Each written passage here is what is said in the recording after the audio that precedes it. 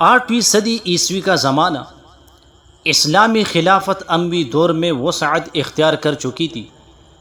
ایک عظیم مہم کی تیاری ہو رہی تھی جس کا ہدف وہ سرزمین تھی جو آج اسپین کے نام سے جانی جاتی ہے اور تب اسے اندلس کہا جاتا تھا۔ یہ علاقہ عیش و عشرت، ظلم اور غیر اسلامی رسم و رواج میں ڈوبا ہوا تھا۔ اسلامی فوج کے سپہ سالار کے طور پر حضرت طارق بن زیاد کو منتخب کیا گیا، جنہوں نے ایمان، تقوی اور جرأت سے تاریخ کا دارہ بدل دیا۔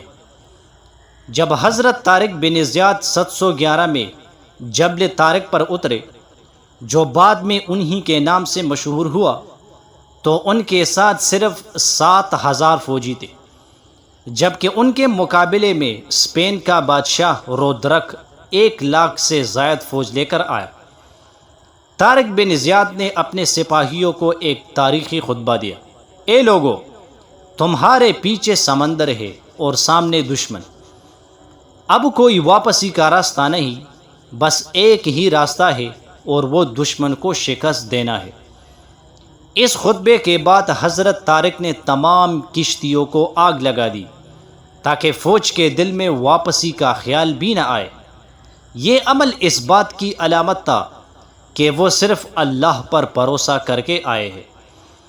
اسلامی فوج نہایت سادہ اور خلوص سے بری ہوئی تھی، جبکہ دشمن لشکر سونے چاندی میں لپٹا عیش و عشرت کا مارا ہوا تھا۔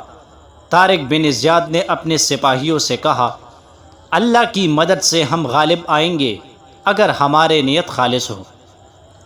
جنگ وادی لقا میں ہوئی۔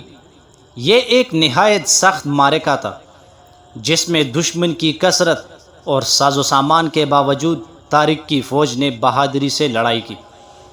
بالآخر اللہ نے مسلمانوں کو فتح دی، رودرک مارا گیا اور اندلس کا بڑا حصہ اسلامی سلطنت کا حصہ بن گیا۔ طارق بن زیاد نے فتح کے بعد نہ کوئی مال غنیمت سمیٹا، نہ عیش و عشرت اختیار کی، بلکہ سب سے پہلے عدل، تعلیم اور امن کے قیام پر زور دیا۔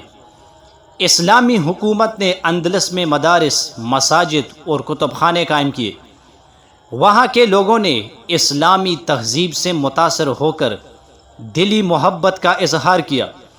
مسلمانوں کی تعلیم و تمدن نے یورپ کی تاریکی میں علم کی شمع جلائی۔